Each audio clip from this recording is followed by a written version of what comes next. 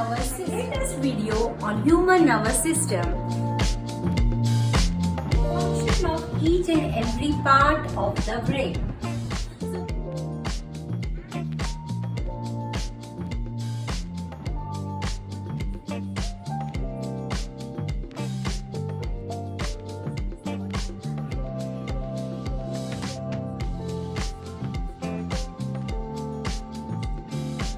In our next part, we are going to learn about spinal cord. Hello kids, welcome back to my channel. First of all, thank you so much for all your love and support. And as many of you have requested me to post a video on human nervous system and how our brain works, so here I am with my latest video on human nervous system. This video will be divided into two parts. So today we'll be learning about human brain. So let's gear up to learn all new concepts in science and understand how our brain works. Human nervous system is an important organ system in our body which controls and coordinates all our activities. Our nervous system is divided into two main parts.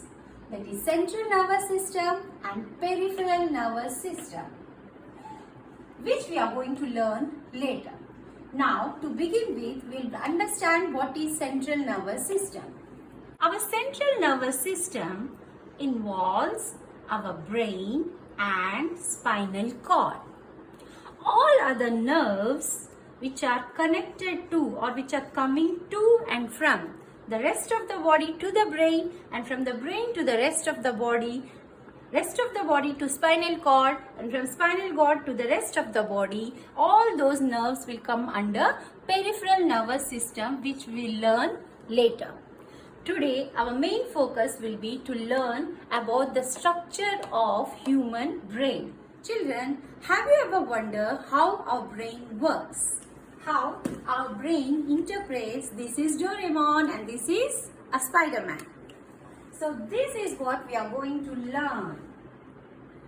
Our brain is the most delicate organ of our body which needs to be protected well. So our brain, which is nearly about 1200 to 1300 grams, it is a delicate organ and it is protected by outer shield, a bony structure called skull.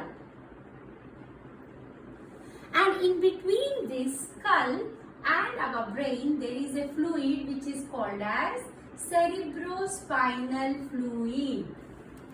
What is the role of this skull and cerebrospinal fluid? Cerebrospinal fluid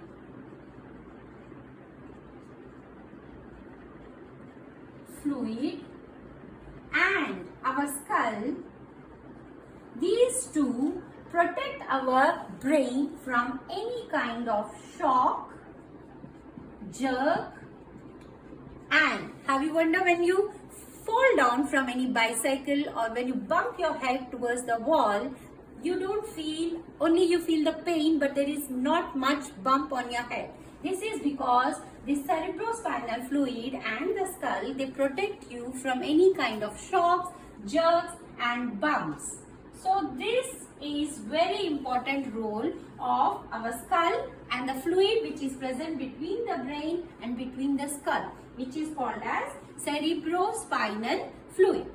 Now let's go and learn about other parts of our brain. The brain is basically divided into three main parts. The first and the largest portion of our brain, it is called as cerebrum. Let's learn first about the structure of our brain, our parts of our brain and function of each and every part of the brain. So this is the basic structure of human brain. Our brain is divided into three parts: cerebrum, cerebellum and medulla oblongata. As you can see in this diagram, cerebrum, this is the largest part of our brain. Which is the largest part of our brain, children? Cerebrum. This cerebrum is the center of thinking. Whatever you think, your reasoning skills, your memories, the ability to remember things, problem solving capabilities, everything is mainly controlled by cerebrum. The interpretation of all your senses, sense of sight, sense of touch, sense of smell, sense of hearing, every sense, how the information is passed to the brain and it is interpreted mainly by the largest part of the brain, which is nothing but the cerebrum. This cerebrum also is responsible for your emotions and your learning. So, let me revise again. Cerebrum, which is the largest part of the brain, and it is responsible for your problem solving capabilities, sense of thinking, memorizing things. It is also responsible for controlling your emotions, your interpretation of different senses like sight, touch, etc. Just below this largest part, that is cerebrum, there is a bell-shaped structure which is called as cerebellum. It is smaller than cerebrum, but it is also a very important part of our brain. This cerebellum, its main role is to maintain the balance of our body. It helps to maintain equilibrium in our body. It controls our posture. So it is mainly responsible for what? For our motor skills, for our capabilities like jumping, running, walking, swimming. All such motor skills are controlled by this cerebellum. Now, let's go to the third part of the brain, which is called as medulla oblongata. It is also called as brainstem. The main role of medulla oblongata, which is present just below the cerebrum and in front of cerebellum. This medulla oblongata, when it goes down, it continues as our spinal cord. So if this is our brain, the part that is medulla oblongata, it continues and forms our spinal cord. What is the role of this medulla oblongata?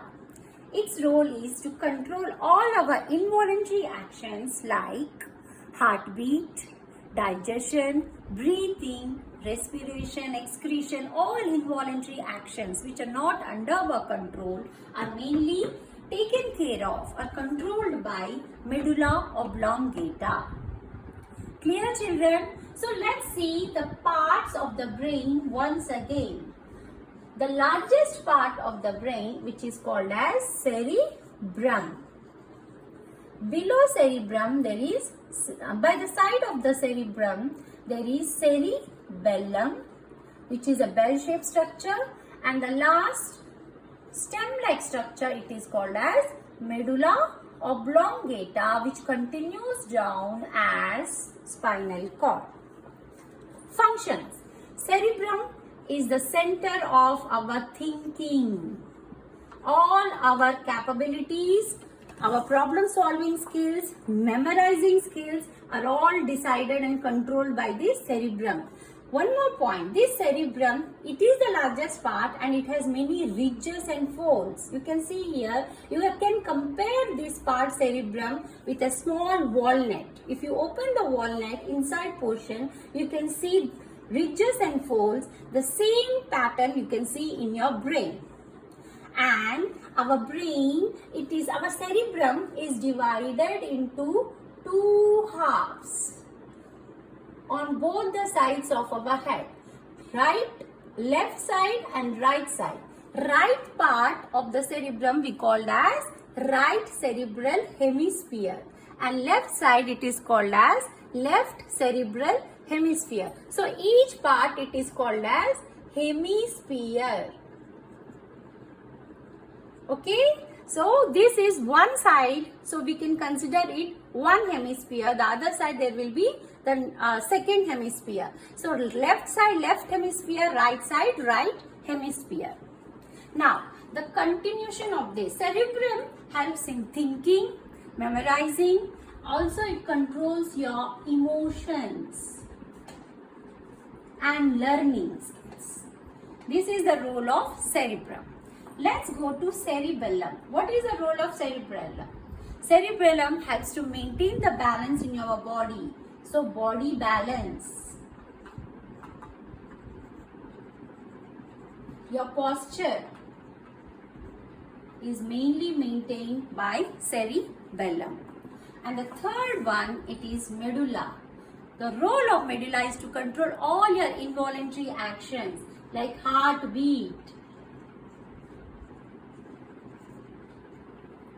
breathing, etc.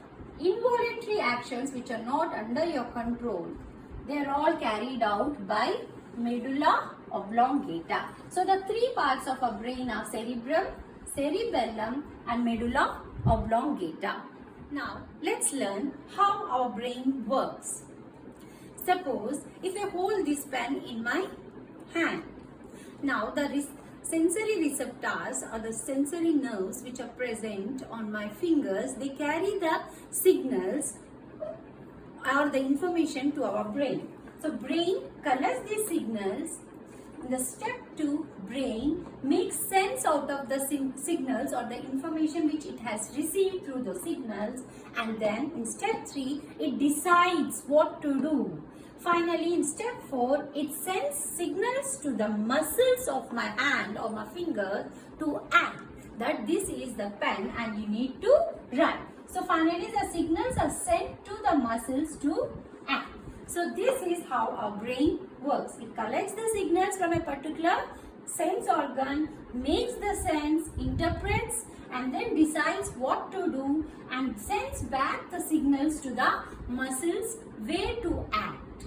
In this way, our brain, human brain works. So this is about our human brain, parts of our brain and how our brain works. Hope you like this video. And in our next part, we are going to learn about spinal cord and peripheral nervous system. Till then, stay tuned.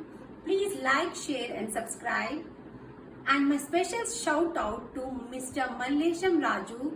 It is he who has inspired me to make this video on nervous system. Thank you. Please subscribe, share and like.